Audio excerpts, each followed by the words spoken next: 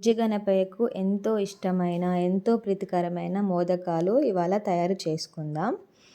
ఎలాంటి పాత్రలు లేకున్నా చేతితోనే చాలా చక్కగా చేసుకోవచ్చు. దానికి మనం ముందుగా పచ్చి కొబ్బరి లేదా ఎండు కొబ్బరి ఏదైనా ఇలా తురిమి పక్కన పెట్టుకోవాలి.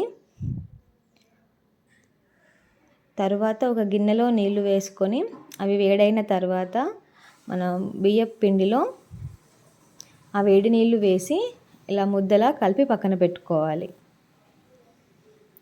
స్పూన్తో కలుపుకోవాలి, వేడిగా ఉంటాయి కదా వాటరు, అందుకోసం.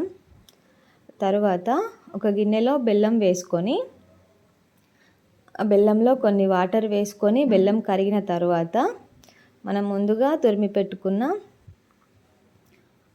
కొబ్బరి తురుము కూడా అందులో వేసుకోవాలి. అందులో కొన్ని నువ్వులు కూడా వేసుకుంటే ఇంకా బాగుంటాయి. అలా వేసుకున్న తర్వాత కలుపుకోవాలి.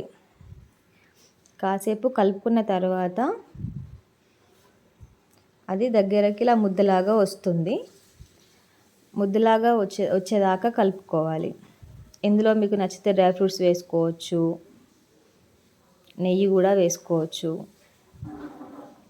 నేను నెయ్యి ఏమి వేయలేదు, ఆల్రెడీ బెల్లంలో ఇలా జ్యూసీగా ఉంటుందని. తర్వాత మనం ముందుగా కలిపి పెట్టుకున్న పిండిని ఇలా ముద్దల్లాగా చేసి పక్కన పెట్టుకోవాలి. అన్ని ముద్దల్లాగా చేసుకున్న తర్వాత ఇలా చిన్నగా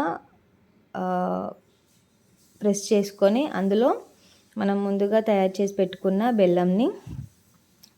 బెల్లం కుడకది దగ్గరికి అయింది కదా, దాన్ని వేసుకోవాలి. ఇందులో వేసి మనం మోదకాల్లాగా ఇలా చేసుకుంటే సరిపోతుంది.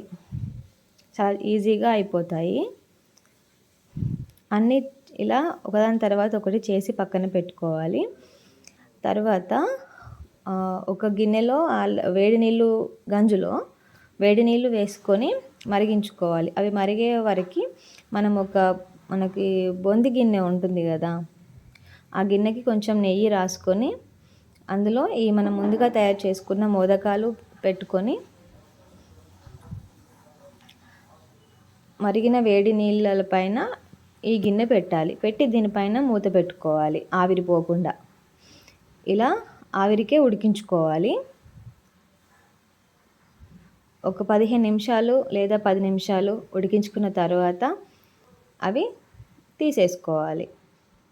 అంతే, మన బుజ్జి గణపయ్యకు ఎంతో ఇష్టమైన మోదకాలు రెడీ.